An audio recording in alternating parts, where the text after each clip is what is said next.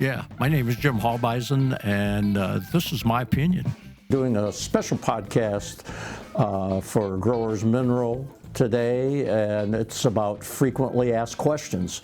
We just received many questions, during the year, whether it's sales season or not, guys that are looking at us or individuals that are looking at us for the first time. And so we're going to try to segregate some of those questions and address them directly. One question we get is with hand spraying. Either the housewife, people that have greenhouse situations where they're spraying in the greenhouse. It's not a field situation, but we have a lot of gentlemen or individuals that are spraying crops with a backpack sprayer. And what we have seen over the years is people think a little is good, more is better, so they will concentrate or spray concentrated material. And that doesn't work. You're putting on way too much mineral. This will burn the plant tissue, and so you have a burning problem. And most cases, the plant will grow out of it. We had a gentleman spray dwarf apple trees with straight growers one time, and he said, "Man, this stuff worked faster than Roundup." Well, the situation was he put on straight material, and it's in a concentrated material for shipping because we're shipping a fairly long distance to some of our clientele, and so we had to get the concentration as high as we could and maintain a liquid state. So the advice I usually give people that are spraying with a hand sprayer, you want to mimic a field sprayer as best as you can with your speed and the coverage that you're putting on. And a concentration that we have found that's very, very safe is a 100 to 1 concentration where you have 100 parts of water and 1 part of growers. Now you have 128 ounces in a gallon of water, so to make 101 concentration, you would put 1.28 ounces of growers in 1 gallon of water. And this is a very safe concentration. I've had housewives that have sprayed it directly onto flowers or vegetable gardens and not burn the tissue at all. Now, you can elevate that concentration if you move much more quickly as you're spraying. And again, mimicking that field sprayer is really the thing that you wish to do. If you want to go to a 50 to 1 mixture, I have some very good customers that use 20 to 1 mixture. So again, depending on your experience with foliar feeding, the 100 to 1 is really the safe concentration for people that are not that adequate or haven't done a lot of hand spraying. So that seems to be a very safe rate. And the next question usually is, how often should I do it? Well, at 100 to 1, your fertility rate is a little lower, and if your plant is in some kind of fertility stress, you may want to do that every day for several days. And then the best advice I've ever received from a vegetable farmer was, you got to read your crop. In other words, the more experienced you are with the crop that you're growing, you know when the plant is doing better, when it's growing correctly. So as you use the foliar spray, as the plant starts to progress and gets healthier, you'll notice that, and then you can back down because, again, you don't need a lot of fertility to grow a plant. 96% of living plant tissue is carbon, hydrogen, and oxygen. That's sunlight, air, and water. Fertility side is very low. So again, the strategy is to try to get it on when the plant is in a stress situation. What would you recommend to start with like a home gardener, somebody doing it for the first time? Yeah, 100 to 1, definitely. Just as far as in the soil, right, what kind of things? Yeah, the total home gardener, the first thing to look at would be the calcium level in the soil. And farmers are soil testing to figure out that calcium level. Home gardener, you can do that. There are programs, by the institutions where they will do soil testing for you. We like to see the calcium level in the soil at a certain level that will let the plant perform better. And again, that in itself is an entire podcast. but that's where we would start. And then if you're looking at using growers mineral solutions, as far as a home gardener is concerned, the first thing would to make that 100-to-1 solution and then put that where you place your seed. As you set the plant, we have farmers that transplant solution, tomatoes, tobacco. They're using about maybe 10, 20 gallons of water, and we would like to see that basically on an acre with 1 gallon of growers. So make that 100-to-1 mixture and then pour a certain amount of that, maybe a quart or so, on to where the seed is being planted or to where the transplant is being planted. And then let the plant take root, get going. If you want to give it that 100-to-1 spray after it's up a little ways, you can do that. But then don't be very aggressive because you don't want the plant to over-vegetate. Then wait until you see reproductive set. That's the blossoms that are on the plant. And then once you see blossoms that are about to open up, you want to do the 100-to-1 mixture. And then after the blooms open up and the fruit starts to set, then you want to spray that 100-to-1 mixture probably every week at that point. Another question from YouTube, what is Growers Nutritional Additive? Is it a liquid or powder? Yeah. Nutritional additive is a product that helps the plant go into reproductive set. It's a liquid product that we have put together many years ago, back in the 60s, and you apply that with the foliar spray to try to invigorate the plant to be reproductive. When the plant first starts growing, when it comes out of the ground or you put the transplant in, it's secreting a growth regulator to make it vegetate, because what's the job? The plant has to have a certain amount of surface area to intercept sunlight, because its job is to turn that radiant energy into chemical energy, which is sugar. So as the plant tends to get size, it eventually goes through a trip mechanism, and usually it's the length of day that does that, has the plant go into what's called reproductive set. That's when the plant blooms, it fertilizes itself, or it fertilizes from another plant, and then you grow the fruit. And see, that set of that blossom is very key to the plant's survival. The job of the plant is to reproduce itself, and it does that through reproductive set, the bloom turning into fruit, which nurses the seed, which you replant again. So the nutritional additive is a growth regulator. It's called gibberellic acid. When the plant goes from vegetative growth and secreting the growth regulator abscisic acid, it starts to release the growth regulator called gibberellic acid, which is tripping the plant into reproductive set. What we do is spray a version of gibberellic acid in the growers' mineral solutions to strengthen the plant's ability to set that bloom set or reproductive set. There are like 13 different versions of gibberellic acid.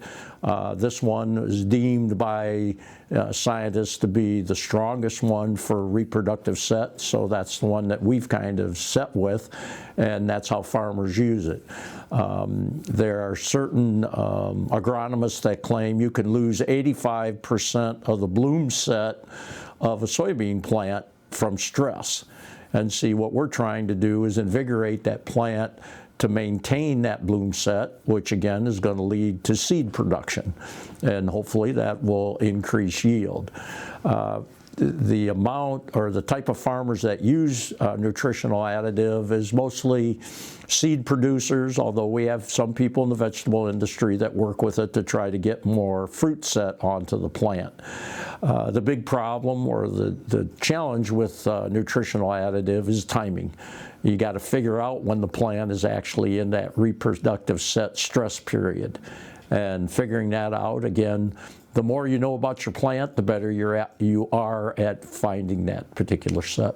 When foliar feeding plants, timing is related to the most effective time for the plant, and then everybody goes on the philosophy, a little is good, more is better, and that's not necessarily true. So trying to figure out when the best timing is on the plant, it still goes back to reproductive set. Now, when the plant emerges and comes out of the ground, it can be growing very healthily and have no stress at all.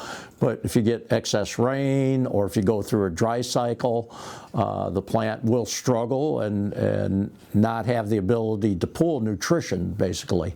So figuring out that timing is, again, how adroit or as good as you are at knowing your crop. We give you general guidelines. For example, with like a corn crop, once it comes out of the ground, you would like it to get to a size where when you foliar spray it, most of the material ends up onto the plant. But again, at V6 stage, growth stage, V8 stage, that's when the plant is expanding its cell structure very rapidly. The need for nutrients is very high at that point. That's a good time to foliar spray. Then the other time is at what we call pre-tassel, because the plant is getting ready for reproductive set at that point, and so you're putting the nutrients on to help overcome that stress period. It's just like an animal. An animal goes through stress through procreation, and see, the plant is doing the same thing. So you're trying to give the plant everything it needs to give you the maximum amount of reproductive set. And time of day, that's another key issue that we've talked about for many, many years. We like to see a little accumulation of moisture onto the leaf surface. The plant gutates. In other words, it's times when it takes moisture out of the internal mechanism of the plant and lays it on the leaf, like a very humid night.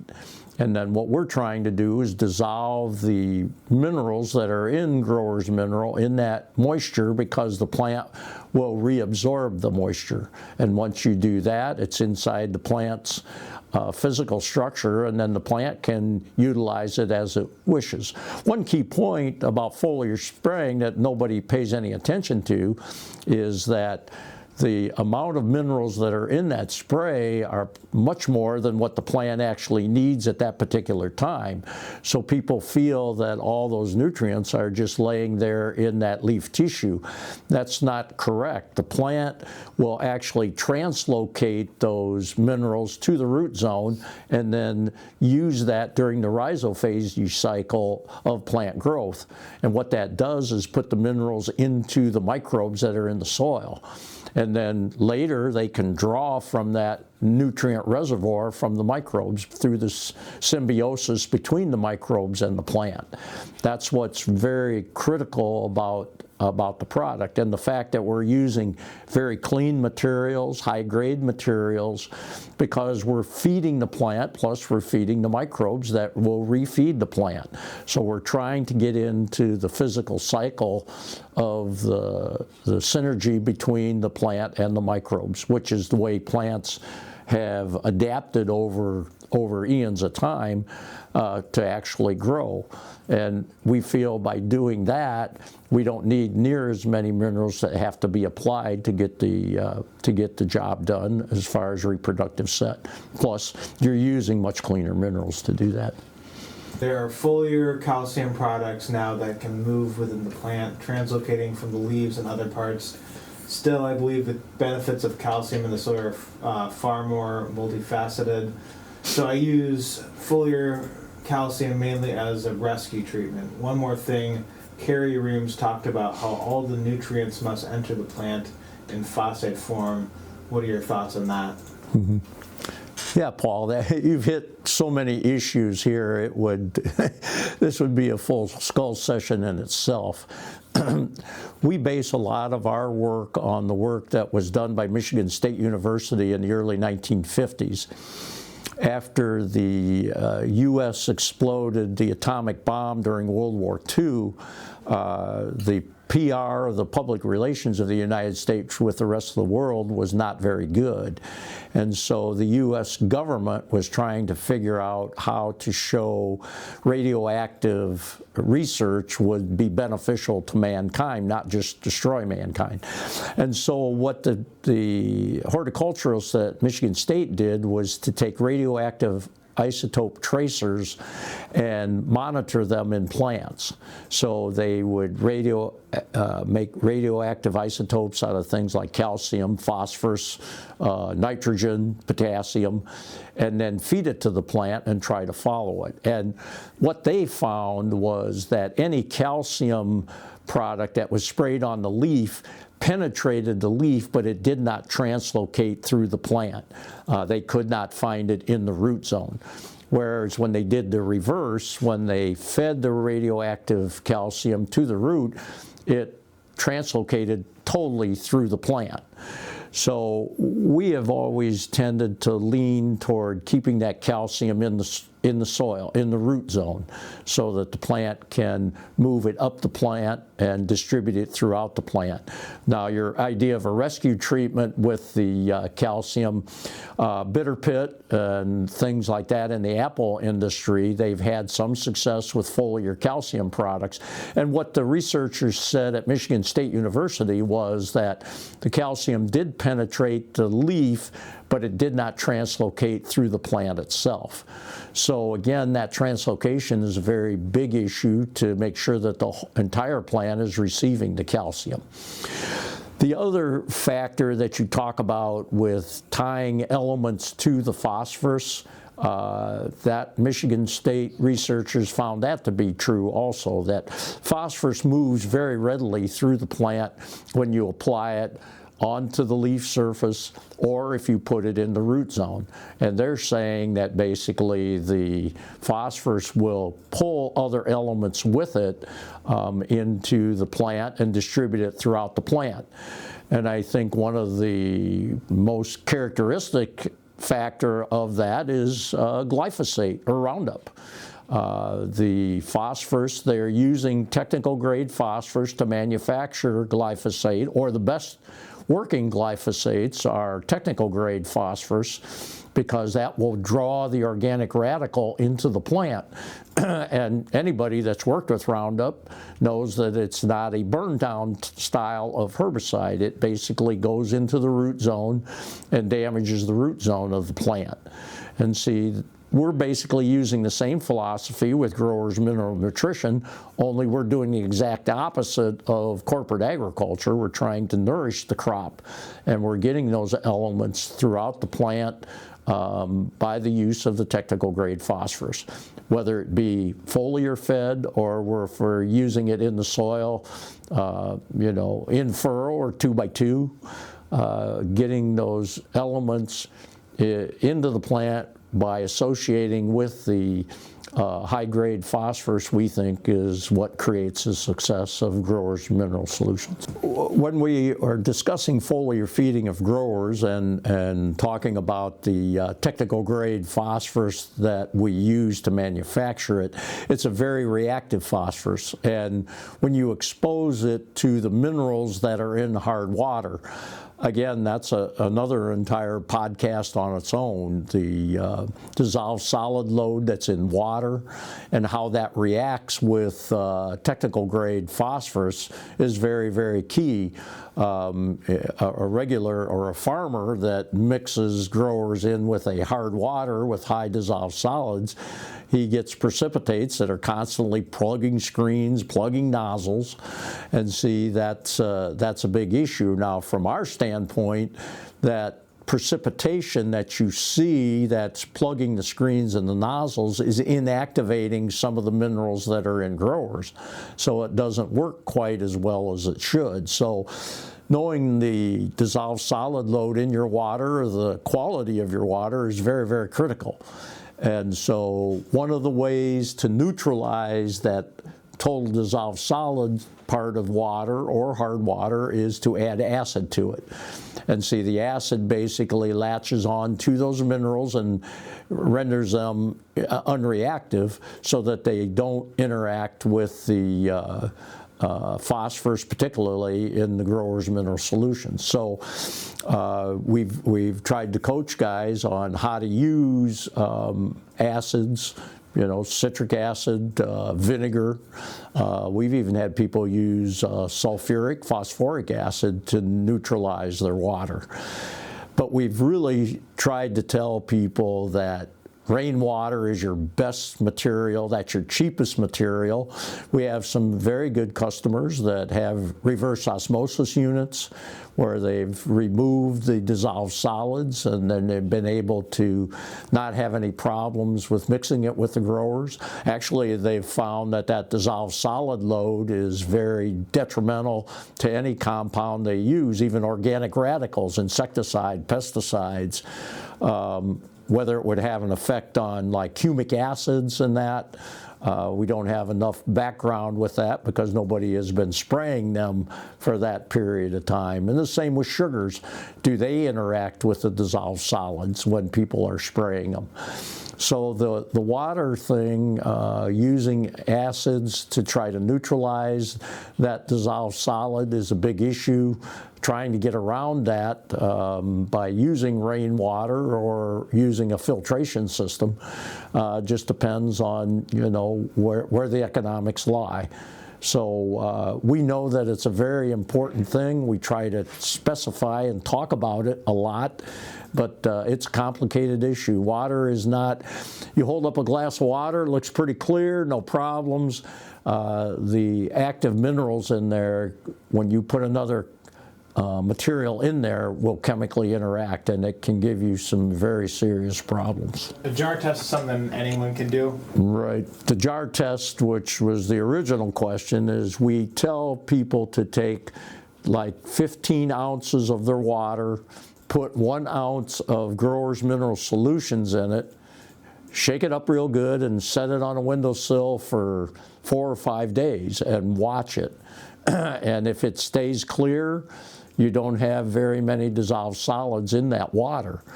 But if you start to see white precipitate in there, like the snow globes that you see at Christmas time, now you've got chemical interaction. And see, that particulate matter will that'll give you problems with spraying, but it is actually taken away some of the minerals of the growers from having activity.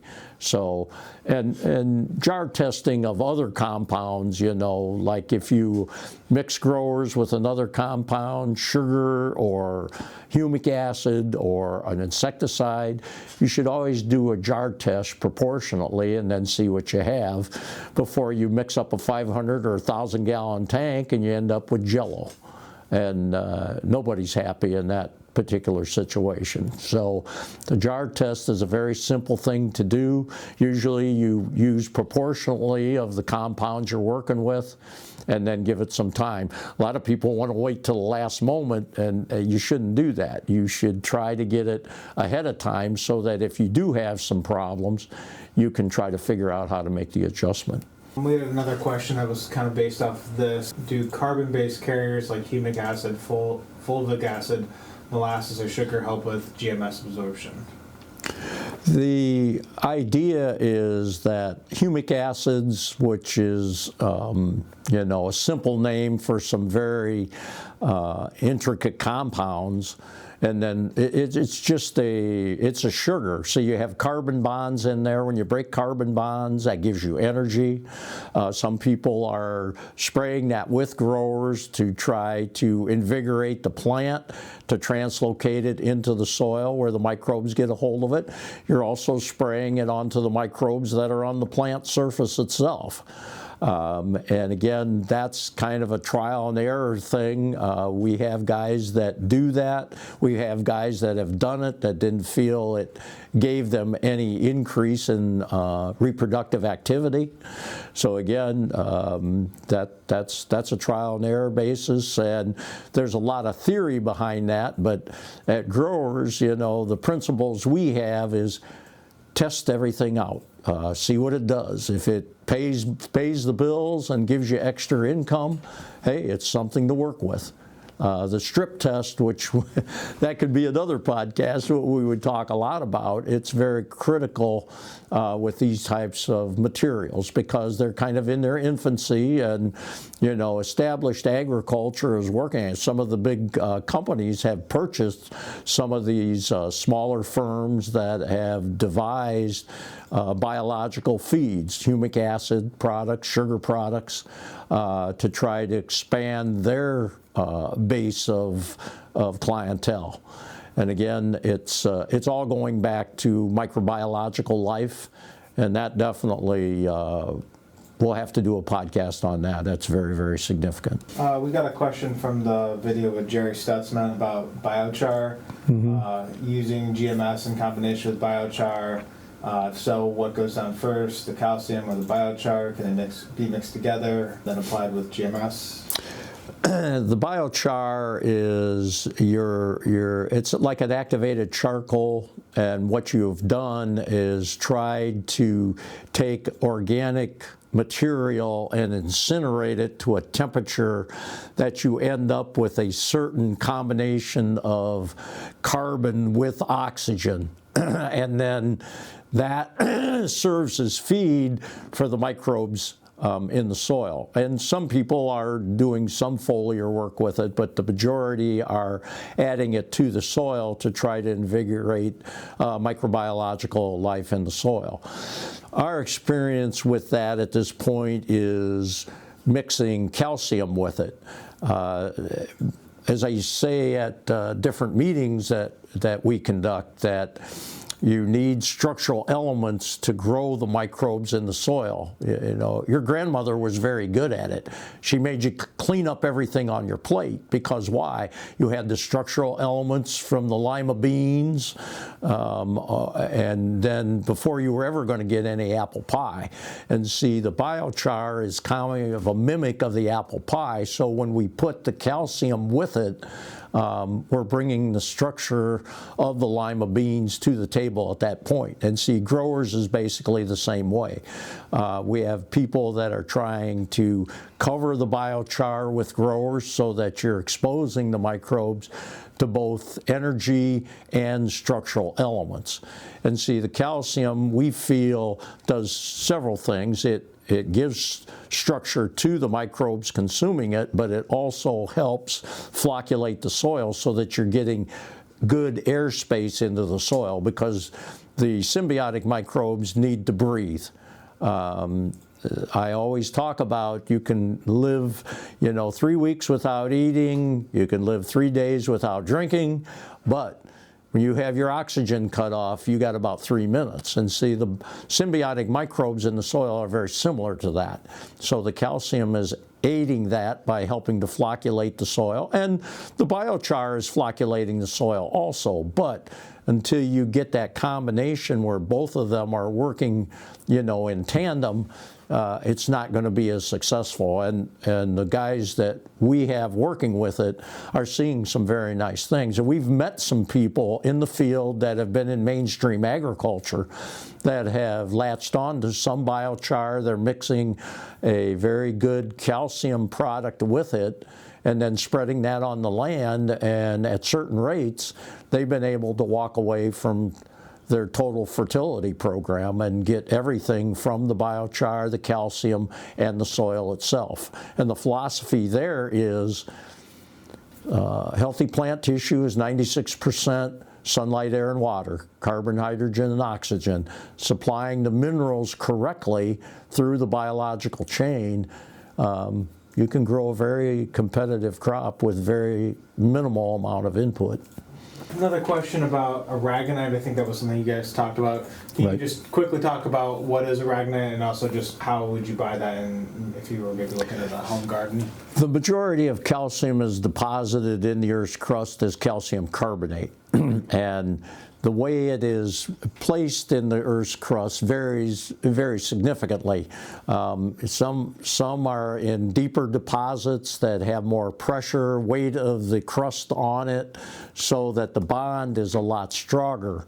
Aragonite is more of a softer product. It's developed usually from sea life and in a position where it doesn't have the pressure so that it's a more soluble material. The problem is it's not very ubiquitous like calcium carbonate rock, which are in different deposits, around the world. And when you mine that, that has to be ground up and made relatively fine to make it soluble. Whereas the aragonite, when you mine it, it's not very deep. It doesn't have near the hardness to it, and it's much more soluble. So theoretically, you should be able to use less of that than you would of the ground up rock. The biggest problem is where is it at? What's the transportation cost to get it to you? So many times the aragonite is very expensive. I don't disagree that it is much more usable, but the ratio between it and the amount of ground rock you have to put on, it's going to depend on the cost factor.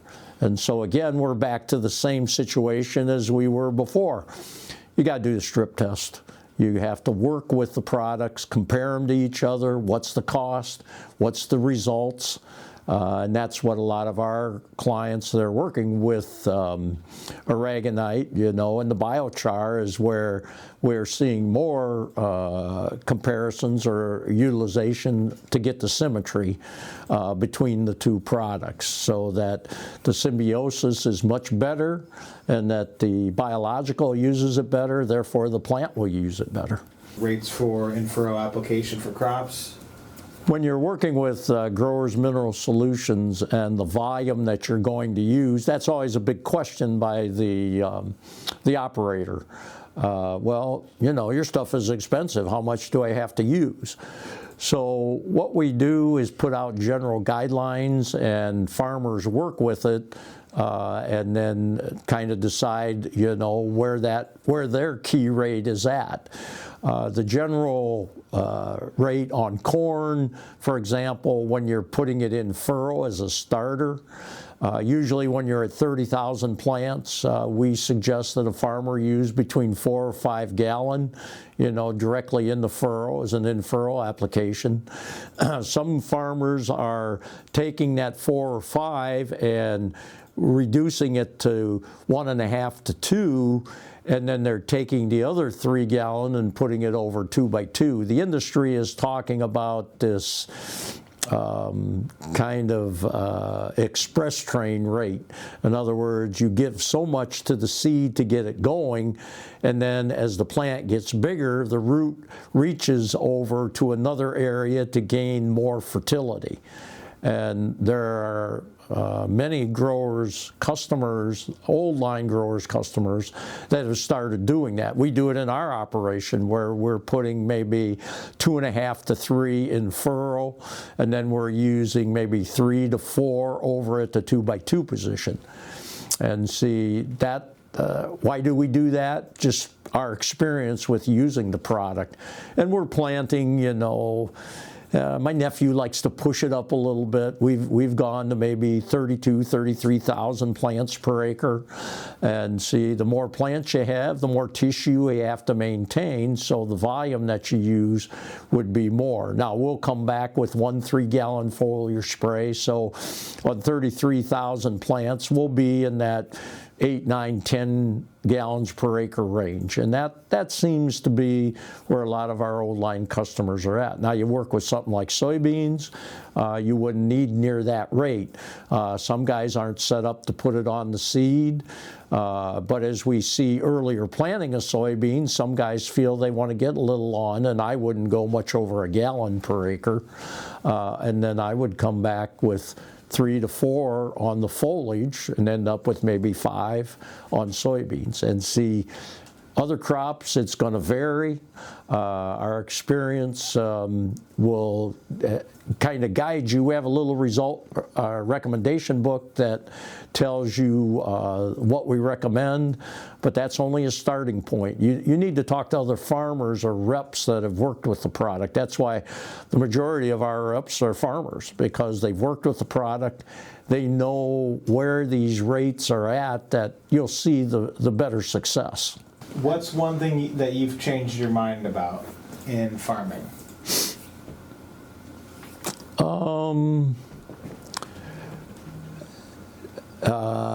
Something new. In other words, what my predecessor used to say, the only thing difference between a rut and the grave is the length and the depth.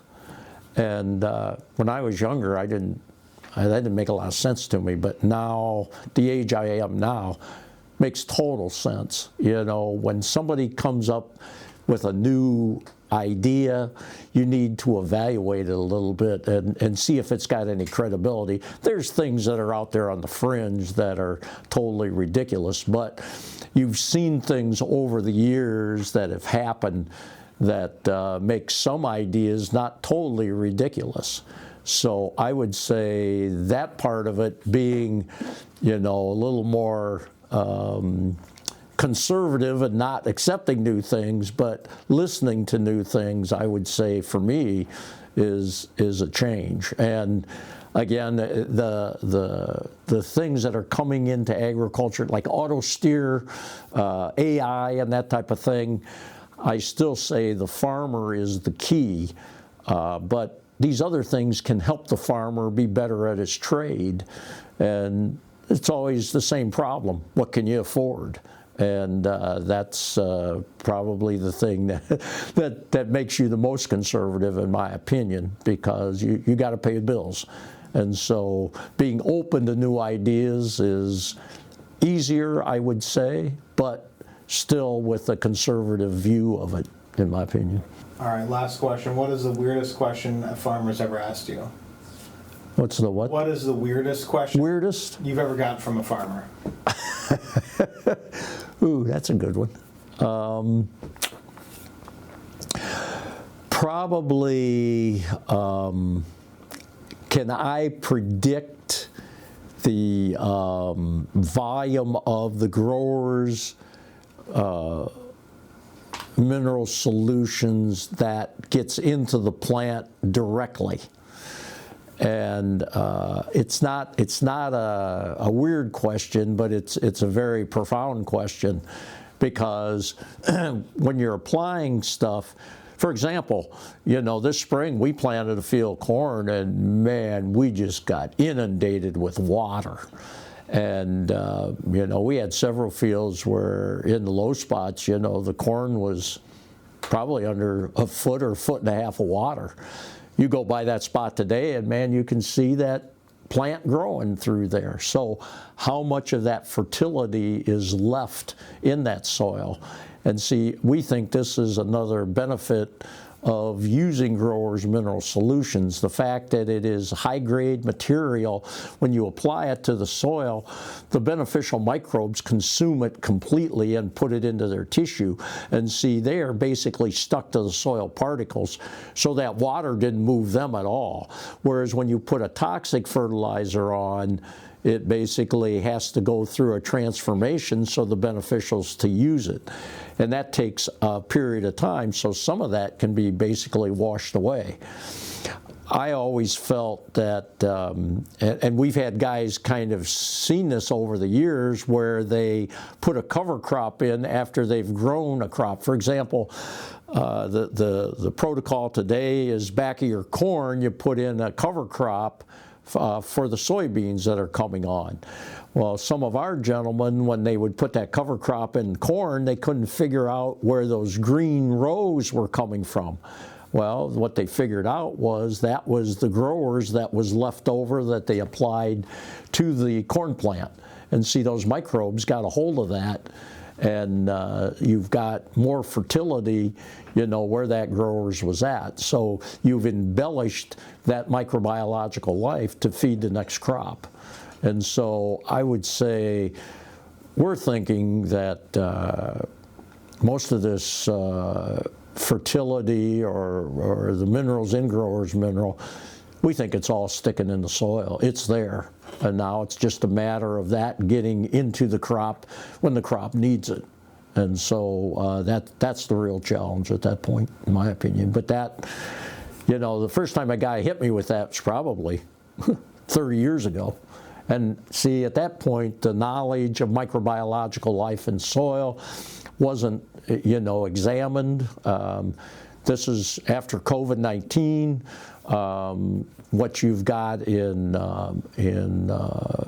cancer research at this point, in using microbiological life to try to counteract disease, this microbiological thing has gotten much more traction.